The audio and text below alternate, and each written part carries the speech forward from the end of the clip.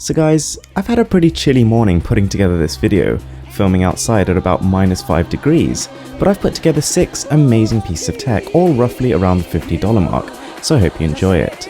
Let's get started.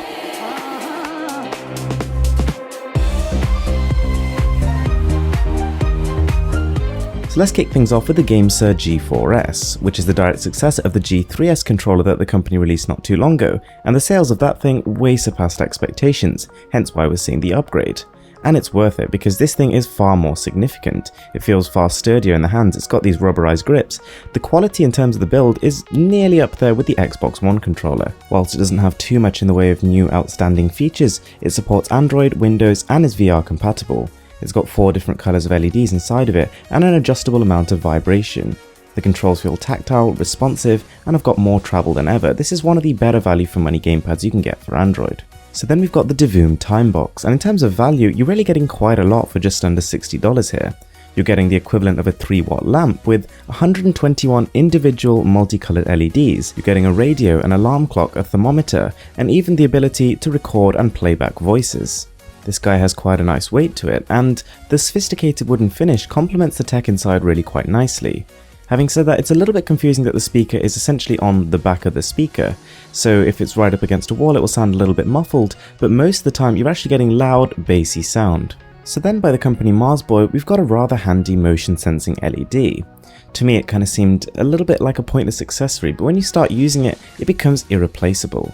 To use, you simply peel off the 3M tape, and then you can stick it onto just about any surface, and it's got a built-in magnet inside of it. The minute it detects movement, which it can do in about a 3-meter range, it instantly lights up all 10 LEDs, so it's quite bright, but also it turns off within 15 seconds, so pretty efficient. So then we have a case which claims to be the perfect solution for iPhone users, which is a big claim I know. And it's pricey too. At $85 for the super early bird package, it's a lot for a case, but wait till you see what it can do. Whilst in terms of its form, it's pretty slim and light, they've managed to pack in a 1700 mAh capacity battery, which can get your iPhone 7 from absolutely naught to about 70% charge. On top of that, the base model has 64 gigs of internal storage, with extra layer of security, so every time you're transferring files between the devices, you can use Touch ID to secure it. It does have a leather back accent, but to be honest, I'm not a huge fan of the design.